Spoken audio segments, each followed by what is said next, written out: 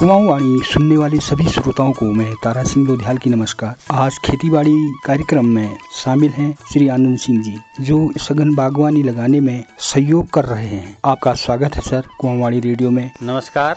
तो सर आप अपना परिचय दें। मैं ग्राम सभा बूढ़ी बना कर रहने वाला हूं और मैंने 2008 में MBA किया।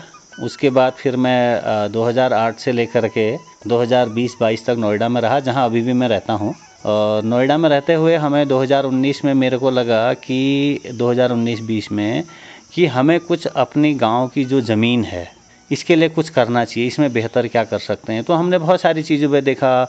हमने कॉर्डिसेप्स के बारे में रिसर्च करा बहुत ज़्यादा। मैंने कॉर्डिसेप्स, जिसको आर्शा गम्बू कहते हैं, उसके बारे में हमने रिसर्च करा। उसकी लैब कैसे लग सकती, क्या लग सकती। फिर हमें उसके बाद फिर उसको समझने के बाद बहुत टेक्निकल काम था, तो फिर हमने कहा कि और क्या हो सकता है। फिर हमने उत्तराखंड गवर्नमेंट से जो हॉर्टिकल्चर डिपार्टमेंट है वहाँ पे जाके उनकी क्या क्या स्कीमें हैं, कैसे चलते, तो उसी समय हमें हाई डेंसिटी के बारे में भी पता चला। तो मेरे जो सवाल थे उससे पहले ही आप आगे बढ़े, बहुत अच्छी बात है, क्योंकि आपके जहन में हमेशा वही चलता है कि मुझे कुछ करना चाहिए था, शायद हो ये लगता है।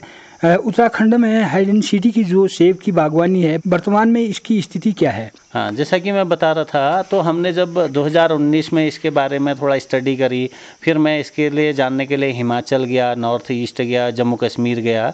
तो हमने फिर यहाँ जो लोकल में बगीचे लगे थे वहाँ पे भी विजिट करा। तो 2019 से फिर हमने इसको करते करते 2021-22 में हमने अपना पहला बगीचा यहाँ पे स्थापित किया था 500 प्लांट का। तो उस समय जो उससे पहले जो बगीचे थे, 2 या 3 हमारे क्षेत्र में बगीचे थे। और टोटल उत्तराखंड की बात करते हैं तो उस समय उत्तराखंड के अंदर भी मेरे ख्याल से 70 या 75 बगीचे लगे हुए थे टोटल, उत्तरकाशी से लेकर के यहाँ नैनीताल तक। तो 2022-23 में काफ़ी इस हाई डेंसिटी जो प्लांटेशन है इसने काफ़ी तेज़ गति पकड़ ली थी 22-23 में, क्योंकि उस समय सरकार ने इस पर जो अनुदान राशि थी वो 80% कर दी थी। तो 22-23 में तो आप ये मान के चलो कि 22-23 आते आते 2-2 हज़ार बगीचे लग गए थे। 2000 बगीचे के आसपास उत्तराखंड के अंदर लग गए थे। और 23-24 में जो है बगीचे 23-24 में भी लगे, 24-25 में भी लगे, जहां सरकार ने अनुदान राशि जो है 80% से 60% की।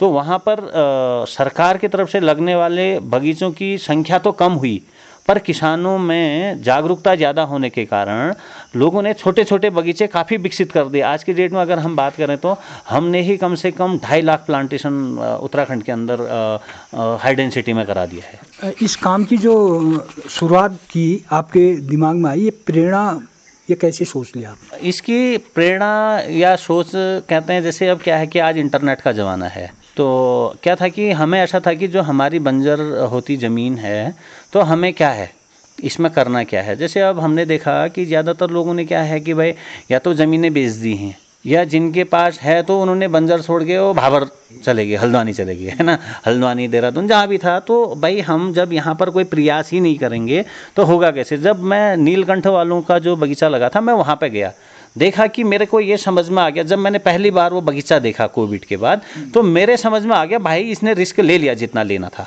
अब इसको आगे सक्सेस करने की कहानी थी। अगर आप बात करोगे, मैंने नीलकंठ वालों का जो बगीचा था, लोग बहुत जाते होंगे वहाँ पर मैं क्या है, मैं भी वहाँ पर गया था, मैं कुछ चीज़ें समझने के लिए गया था।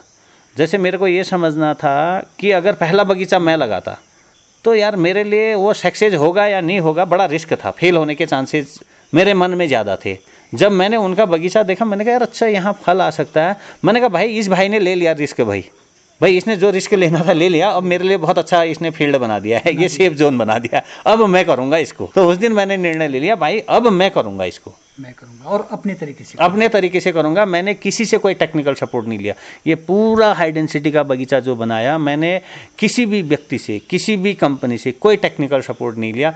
सारा टेक्निकल सपोर्ट, सारा टेक्निकल चीज़ें जो भी इसमें इस्तेमाल की जाती हैं, हमने स्वतः से गाँव के लड़कों को अपने साथ रख करके, जो गांव में काम करने वाले लड़के थे उनको अपने साथ रख के उनको भी सिखाया और हमने भी सीखा। और आज हमने 6-7 लड़कों की टीम बना रखी जो हमारे साथ काम करते हैं।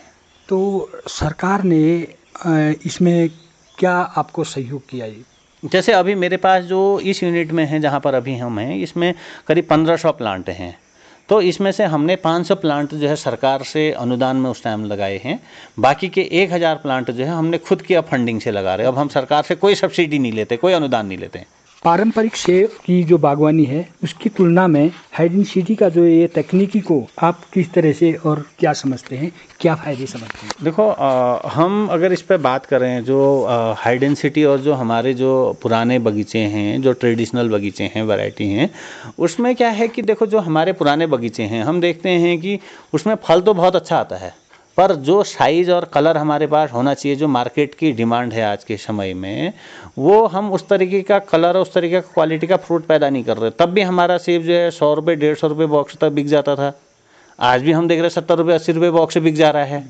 कहीं ना कहीं क्या है कि हमारी जो उत्पादन तो हम ले रहे हैं, उत्पादन के बारे में हम ये नहीं कह रहे कि उत्पादन नहीं हो रहा, उत्पादन तो हो रहा है, लेकिन गुणवत्ता युक्त तो उत्पादन नहीं हो रहा है जो हमारी पुरानी वैरायटी हैं। और हो सकता है कि जो हम ये हाई डेंसिटी रूट स्टॉक पे काम कर रहे हैं, हम पुरानी वैरायटियों को भी इस तरीके से रूट स्टॉक में काम करें तो हम उसमें भी गुणवत्ता पैदा कर सकते हैं। अच्छा, इसमें जो आपने कहा कि 1500 प्लांट हैं आपके पास अभी, हाँ। तो इनमें कितनी वैरायटियां हैं? वैरायटी, अब इसमें क्या होता है, जो लोग समझते हैं कि वैरायटी क्या है, सबसे पहले तो हमें समझना है कि हमारे पास रूट स्टॉक कौन सा है। इसमें अलग अलग तरीके के रूट स्टॉक होते हैं, जैसे M9 है, M111 है, M106 है, 107 है। और जो हमारी पुरानी पारंपरिक वैरायटीज़ हैं वो ज़्यादातर सीडलिंग में हैं, जिसमें मूसला जड़ होती हैं। तो मेरे पास क्या है कि 1500 पेड़ों में से करीब करीब 1200 पेड़ जो हैं M111 रूट से पे बने हुए हैं, और करीब 200-250 पेड़ मेरे पास M9 पर हैं। M9 की भी एक नई रूट आई है, T337 M9 T337, वो वैरायटी के मेरे पास करीब करीब 250-300 प्लांट हैं। अब हमारे पास जो वैरायटी की बात करते हैं, जो M9 की वैरायटी है, हम M9 वाली वैरायटी में हमारे पास जो वैरायटी है उसमें हमारे पास किंग रॉड है और सैनिको रेड है। और जो M111 है उस पर हमारे पास जो वैरायटी हैं उसमें हमारे पास है आपका मैमा गाला 16316, फैंजम गाला, और पॉलिनेशन के लिए हमने ग्रीन स्मिथ लगा रखा है। और हमारे पास एक्सट्रीम गाला एक लेटेस्ट वैरायटी है, वो हमने लगा रखी है। टी-रेक्स गाला जो अभी बिल्कुल एकदम नई वैरायटी, इस बार हमने टी-रेक्स गाला लगा रखा है। और हमारे पास एल्बिना गाला, VBD गाला, इस तरीके हमारे 5-6 वैरायटी पर अभी हम काम कर रहे हैं। और ये जो पोलिनाइजर होता है तो इसको किस तरह से आप करते हैं और कौन सा प्लांट होता है? जैसे जितना भी गाला है वो पॉलिनेशन का काम करता है। ग्रीन स्मिथ और रेड लव जो है, 2 वैरायटी ऐसी हैं जो प्योर पॉलिनेटर हैं। तो हमने क्या कर रखा है अपने बगीचे में, अगर आप देखोगे हर 10वां प्लांट हमारे पास ग्रीन स्मिथ लगा है, चाहे डिलीशियस वैरायटी के बीज में हो चाहे गाला के बीज में हो। गाला क्या है, अपने आप में एक पॉलिनेटर है, पर उसके बाद भी हमने हर 10वां प्लांट जो है ग्रीन स्मिथ लगा रखा है, ताकि हमारा जो पॉलिनेशन है वो बहुत स्ट्रांग हो सके, अच्छा हो सके, और हमारा फ्रूट सेट अच्छा हो।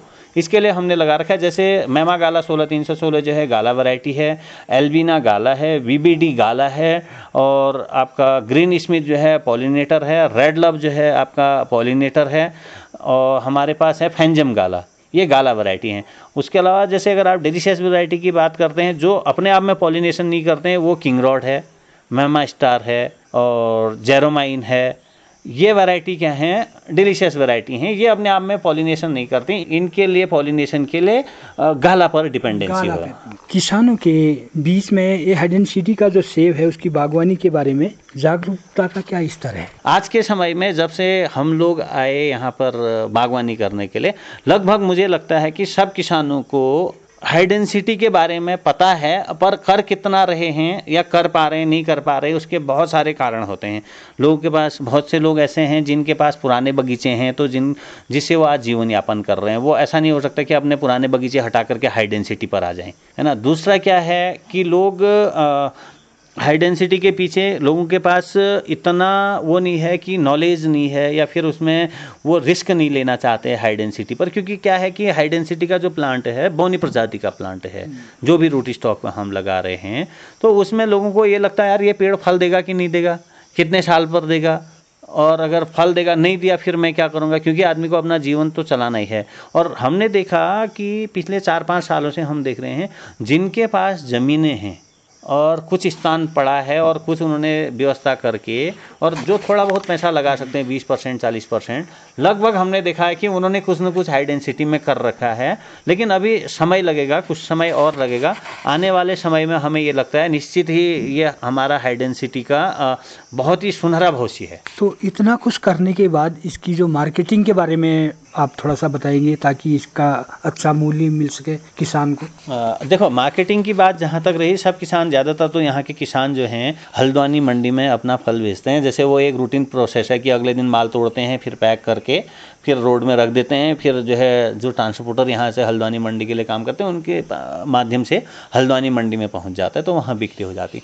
पर हमारा थोड़ा सा, हम जो काम करते हैं वो थोड़ा सा अलग तरीके से करते हैं। हमने अपना जो है इसमें ब्रांड का पेटेंट किया हुआ है, अपना ट्रेडमार्क हमने बना रखा। हम सारा माल अपने नाम से बेचते हैं। तो हम क्या करते हैं, हमारा माल जैसे हम बेचते हैं तो यहाँ जनरली देखा हमने लकड़ी के या फिर गत्ते में उसमें बेचते हैं। तो हम क्या करते हैं, जैसे ट्रे में जैसे 40 नंबर की ट्रे आती है तो 20 ऊपर लगते हैं, 20 नीचे लगते हैं। 25 नंबर की ट्रे आती है तो 25 नीचे लगते हैं, 25 ऊपर लगते हैं। तो इस तरीके से हम जो है, जब अगर हमारा माल अच्छा होगा, क्वालिटी अच्छी होगी, तो हमारे पास बायर अपने आप आता है। जैसे क्या है कि हम सारा ब्रांडिंग अपने नाम से करते हैं। तो हम इस बार जैसे हम कुछ, हमारे पास पहले से डिमांड आई है दिल्ली से, आज़ादपुर मंडी से, तो हम कुछ तो वहाँ सप्लाई करेंगे। कुछ क्या है कि ये दीपावली के टाइम में हम क्या करते हैं, जैसे अभी गिफ्ट पैक, हम कुछ कंपनी हैं जिनको 1-1 2-2 किलो के गिफ्ट पैक चाहिए होते, ताकि वो अपने कर्मचारियों को उसको गिफ्ट कर सकें या फिर अपने अच्छे जानने वालों को गिफ्ट कर सकें। तो हम 1-1 2-2 किलो के गिफ्ट पैक बना करके भी मार्केट में देते हैं। ये बहुत बेहतर एक अनुभव आपने दिया और हमारे श्रोताओं ने इस बात को सुना होगा। ये आनंद सिंह बिष्ट जी बना में एक छोटी अवस्था में इतना आपने किया। हमारे बागवान भाई ने सुना। आगे फिर कोई नया कार्यक्रम लेके आऊँगा दोस्तों आपके साथ। मैं अभी के लिए चलता हूँ। मैं तारा सिंह लोधियाल को दीजिए इजाज़त। नमस्कार। नमस्कार।